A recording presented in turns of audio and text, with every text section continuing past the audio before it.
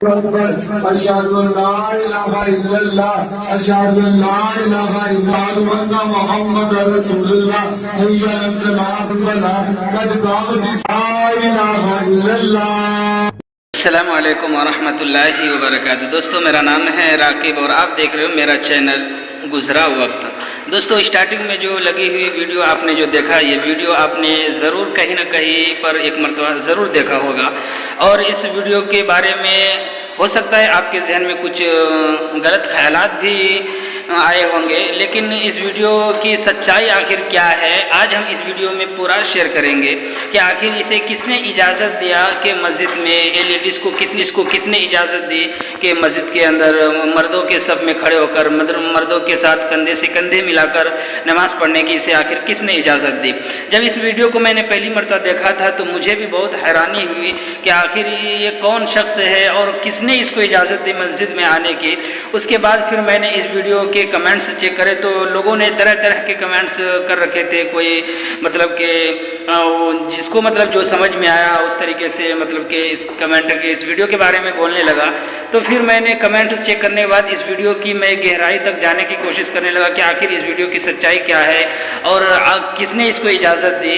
تو پورا میں جانکاری آج آپ کے سامنے لے کر آیا ہوں.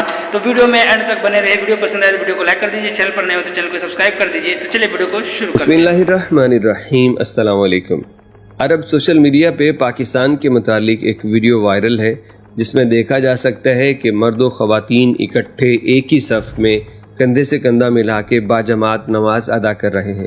اس ویڈیو کو لے کے کہا جا رہا ہے کہ پاکستان کی بہت بدنامی ہو رہی ہے، اور عربوں نے بھی لکھا کہ یہ کون سا نیا مذہب ان لوگوں نے ایجاد کر دیا. آج اس ویڈیو میں ہم آپ کو بتائیں گے کہ یہ پاکستان کی بدنامی نہیں ہے.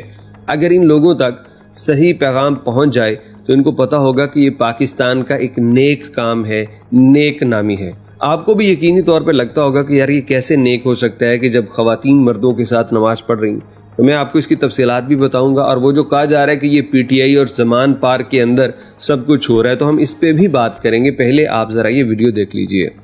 أشهد أن لا إله إلا الله أشهد أن لا إله إلا الله وأن محمدا رسول الله حي على الصلاة والفلاح قد قامت لا إله إلا الله. ویڈیو دیکھنے کے بعد تو ہر کسی کو یہی لگتا ہے کہ خواتین اور مرد اکٹھے نماز پڑھ رہے ہیں، لیکن بھائی ایسا نہیں ہے، بلکہ یہ تمام کے تمام خواجہ سرا ہیں جو مردوں کے ساتھ نماز پڑھ رہے ہیں.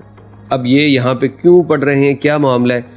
تو بھائی یہ ان تمام لوگوں کے علم میں ہوگا جو کبھی نہ کبھی تبلیغی جماعت کے ساتھ بیٹھے ہیں، ان کے ساتھ وقت لگایا ہے. کہ تبلیغی جماعت کا ایک شیڈول یہ بھی ہوتا ہے کہ یہ سوسائٹی کے ایسے لوگوں کے ساتھ جا کے ملتے ہیں کہ عام طور پر جن کو لوگ بڑا کمتر سمجھتے ہیں، ان سے بات نہیں کرتے، ان کو مساجد کے اندر گھسنے نہیں دیتے. تو خواجہ سرا کی بھی ایسی ہی کیٹیگری ہمارے ملک میں بنا دی گئی ہے. پھر تبلیغ والے گئے ہوں گے اور پھر انہوں نے بات چیت کی اور ان کو نماز پڑھنے کے لیے مسجد میں لے کے آئے. خواجہ سرا دو تین تو ایسے ہیں کہ وہ واضح طور پہ نظر آتے ہیں کہ یہ خواجہ سرا ہیں، لیکن کچھ ایسا لگتا ہے کہ خواتین ہیں. ان میں کوئی ایک بھی خاتون نہیں تھی، تمام خواجہ سرا تھے. کیونکہ جب یہ نئے اگر توبہ بھی کر لینا تو ان کا وہ حلیہ، بولنے کا انداز، نئے نقش، وہ سارے خواتین جیسے نظر آتے ہیں. تو اب یہ بڑی پرانی ویڈیو ہے، ابھی حال کی ہے بھی نہیں.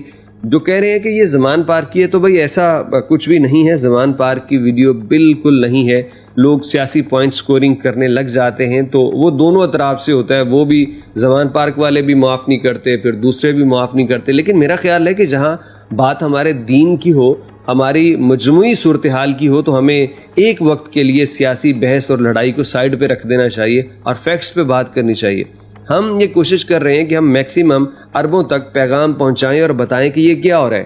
یہ جو مرد عورت آپ سمجھ رہے ہیں، یہ مرد عورت نہیں، خواجہ سرا ہیں. اسی طرح آپ بھی کوشش کیجئے، جہاں جہاں آپ یہ دیکھیں سوشل میڈیا کے اوپر، کسی بھی فیس بک یا ٹویٹر کے اوپر، آپ کمنٹ کر کے ان کو بتائیے کہ معاملہ یہ ہے. دیکھیے نا، خواجہ سرا یہ ہمارے جیسے انسان ہیں اور ہمارے ہی بہن بھائی ہیں. بہن بھائی میں نے اس لیے کہا کہ اگر کسی کو فیمیل ہونا یا میل ہونا پسند ہے تو وہ اس میں کور ہو جائے. ہم جیسے وہ پسند کرتے ہیں اپنے آپ کو بلوائے جانا، ہم ان کو ویسے بلا لیتے ہیں. لیکن ان کے ساتھ نفرت اور ان کی تذلیل ہماری سوسائٹی میں اتنی زیادہ ہے کہ آئے روز ویڈیوز آتی ہیں کہ ان کو ٹارچر کر کے تشدد سے بری طرح خون نکال کے ان سے ویڈیو بنوائی جاتی ہیں، اعترافی بیان کروائے جاتے ہیں. اور خیبر پختونخوا اور پنجاب میں تو کئی علاقوں میں ان بیچاروں کو مار دیا گیا گولیوں سے. تو یہ ظلم کیوں؟ کیونکہ یہ ایک کمزور طبقہ ہے، کیونکہ آپ کو لگتا ہے کہ اس کو صرف تذلیل کے لیے ایک کھلونے کے طور پہ ہم استعمال کر سکتے ہیں. ایسا نہیں ہے، یہ بھی روح ہے، یہ بھی ایک نفس ہے، یہ ایک جان. اس کے جسم میں اگر کوئی قدرتی طور پہ تبدیلیاں ہیں تو یہ اس کا قصور نہیں ہے.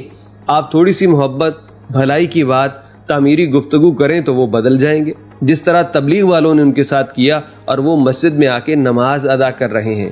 ایسا طبقہ جس کو کوئی مسجد میں آنے کے لیے اجازت نہیں دے سکتا، وہ اب مسجد میں آئے. اور یہ ریالٹی ہم نے دیکھا ہے. اب پرانے گاؤں کے جو واقعات ہیں جا کے دیکھ لیں. خسرے کی ہمت نہیں ہوتی تھی کہ مسجد کے اندر وہ پاؤں ڈال لیں، کہتے تھے خسرے تک کی کم مسجد.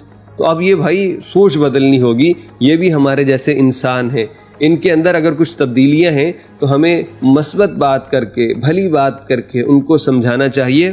اور پاکستان سے وائرل ہونے والی ویڈیو میں یہی کیا گیا ہے جو انسانیت اور اسلام کے اصولوں کے عین مطابق ہے. تیرے کرم کی